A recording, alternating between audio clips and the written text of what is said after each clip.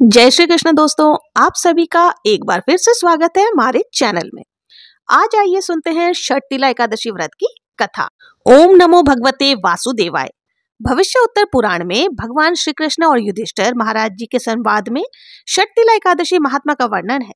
एक बार युधिष्ठिर महाराज ने पूछा, हे जगन्नाथ, हे श्री कृष्ण, हे आदिदेव, हे जगतपते, माघ मास के कृष्ण पक्ष में कौन सी एकादशी आती है और उसे किस प्रकार करना चाहिए, उसका फल क्या होता है? हे महाप्रज्ञ, कृपा करके इस विषय में आप कुछ कहिए। तब भगवान श्री कृष्ण ने कहा, हे राजन, माघ मास के कृष्ण पक्ष की एकादशी को षटतिला नाम से जाना जाता है, षटतिला नाम से विख्यात है। सब पापों को हरण करने वाली एकादशी की कथा मुनि श्रेष्ठ पुलस ने दालमुनि को कही।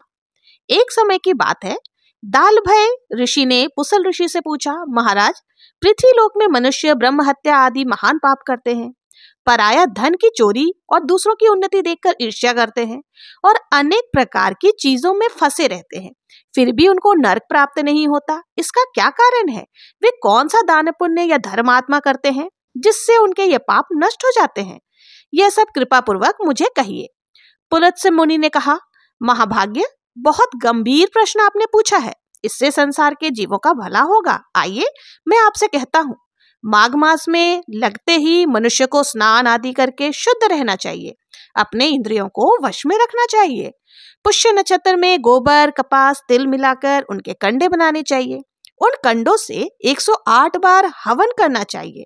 उस दिन मूल नक्षत्र या एकादशी हो तो अच्छा, पुण्य वाले काम करने चाहिए। स्नान आदि से नित्यक्रिया से निर्वृत्त होकर देवताओं के समक्ष पूजन करें, एकादशी का व्रत करें और रात्रि जागरण करें।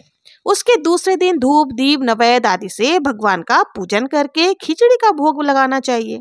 उसके बाद पेठा, नारियल, सीताफल, सुपारी का अर्घ देकर स्तुति करनी चाहिए। एक ब्राह्मण स्त्री थी, वो बहुत ही पूजा पाठ, व्रत आदि किया करती थी, परंतु उसने कभी भी देवताओं या ब्राह्मण के निमित्त दान पुण्य आदि नहीं किया था और ना ही कभी गरीबों को अन्नदान दिया था।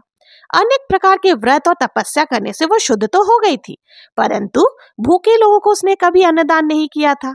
हे ब्राह्मण, उसकी परीक्षा लेने के लिए मैंने एक ब्राह्मण के रूप में उस साध्वी स्त्री के घर जाकर भिक्षा मांगी। तभी उस ब्राह्मणी ने पूछा, ब्राह्मण, सत्य कहिए कि आप कहाँ से आए हैं? मैंने सुनकर अनजान बनते हुए उसे कोई उत्तर नहीं दिया, तो उसे क्रोध आ गया। उसने क्रोधवश भिक्षा पात्र में मिट्टी डाल दी। उसके बाद मैं अपने धाम लौट आया। अपनी तपस्या के प्रभाव से वो ब्राह्मणी मेरे धाम में वापस आई। उसे संपत्तिहीन, स्वर्णहीन, धनहीन सिर्फ एक सुंदर महल मिला। इतने में सुंदर महल में कुछ न पाकर वह अस्वस्थ और क्रोधित होकर मेरे पास पूछने आई। कहने लगी, हे जनार्दन, सब व्रत और तपस्या करके मैंने श्री विष्णु की आराधना की, परंतु मुझे धन धान्य क्यों नहीं मिला? तब मैंने कहा, हे साध्वी, तुम भौतिक विश्व से यहाँ आई हो, अब तुम अपने घर लौट जाओ। तुम्हें देखने देवताओं की पत्नियां आएंगी। उन्हें षटतिला एकादशी की महिमा पूछकर पूरा सुनने के बाद ही दरवाजा खोलना, अन्यथा नहीं। यह सुनकर ब्रह्माणी घर वापस आई और एक ब्राह्मणी दरवाजा बंद करके अंदर बैठ गई। तब देव पत्नियां वहां पर आकर कहने लगी, हे सुंदरी, हे ब्रह्माणी, हम तुम्हारे दर्शन करने आए हैं, कृपया दरवाजा खोलो। तब ब्रह्माणी ने कहा, आपको मुझे देखने की इच्छा है तो कृपया षटतिला एकादशी की महिमा का वर्णन करें, तभी मैं दरवाजा खोलूंगी। उस समय एक देव पत्नी ने उससे महात्म्य को सुनाया, बताया। महात्म्य को सुनने के बाद ब्रह्माणी ने दरवाजा खोला। देव पत्नियां उसके दर्शन से बहुत प्रसन्न हुई। फिर देव पत्नियों ने कहे अनुसार ब्रह्माणी ने षटतिला एकादशी का व्रत किया, जिसके प्रभाव से उसे धन्य दान, तेज, सौंदर्य प्राप्त हुआ। धन्य दान संपादन करने के लोभ दृष्टि से यह व्रत कभी नहीं करना चाहिए। इस व्रत को करने से, इस व्रत के पालन से अपने आप ही गरीबी, दुर्भाग्य नष्ट हो जाता है। जो कोई भी इस तिथि को तिल का दान करेगा वो सब पापों से मुक्त हो जाएगा। भगवान श्री कृष्ण के इस वचनों ने धर्मराज युधिष्ठिर के मन में एक नई चेतना का संचार किया। जैसे जैसे वो श्री कृष्ण की बातों को समझ रहे थे, वैसे वैसे उनका हृदय परम शांति से अभिभूत हो रहा था।